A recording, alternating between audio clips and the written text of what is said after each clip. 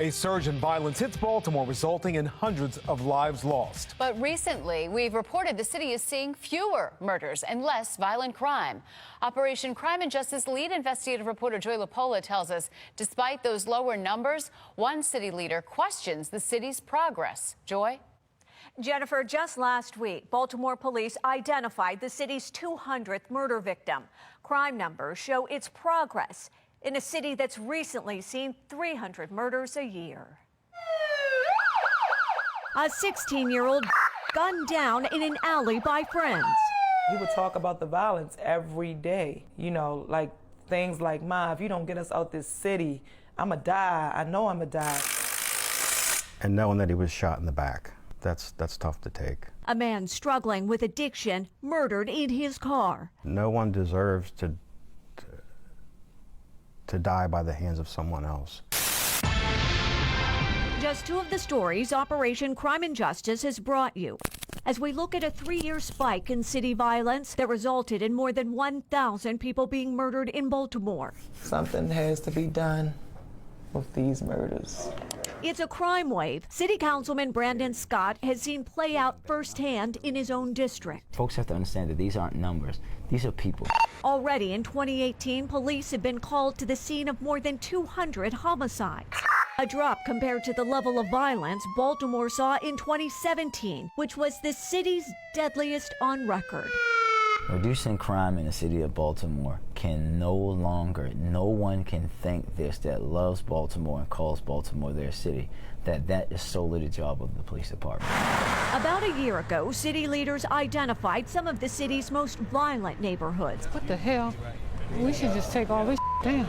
To target. Ooh, you can smell the rats. Under Baltimore's Violence Reduction Initiative. Ooh, Jesus. Just last week, we went with Mayor Pugh as she toured an East Baltimore neighborhood. It's a new one. I've been down here 54 years. It's a new one. Baltimore's Violence Reduction Initiative is about taking steps to rid communities of the cornerstones that contribute to crime. Oh my God, you can smell the dead animals. Blocks of dilapidated buildings help to hide the addiction that's crippled this community. If a home is boarded up, they'll still break it down and do their drugs inside. A lot of this stuff is privately owned. We need lawyers to help us condemn these properties. This East Baltimore neighborhood is also home to one of the city's busiest methadone clinics. 3,000 patients receive methadone on a daily basis here. To put this kind of capacity in the middle of a neighborhood is unconscionable. In Baltimore, violent crime has dropped 14% compared to this time last year. Homicides are down 17%. Carjackings, 21%. For Councilman Scott, those numbers don't tell the whole story. This is the crime from January 1 to last Saturday of this year, and this is the same period in 2014. The red areas on the map represent crime, which in 2014 was continuing to drop. I've been recording. It was the year before Freddie Gray and before Baltimore's 3-year crime spike. It means that we have a long way to go to get back to that point. To compare to the two, to me, just doesn't make sense. Well, there are a number of things about 4 years ago. First of all, we don't have anywhere near the number of police officers on the street today that we had on the street in 2014. Violent crime is up 28% in Baltimore compared to the same time in 2014, with homicides 28% higher and carjackings more than 73% higher. Good afternoon to you.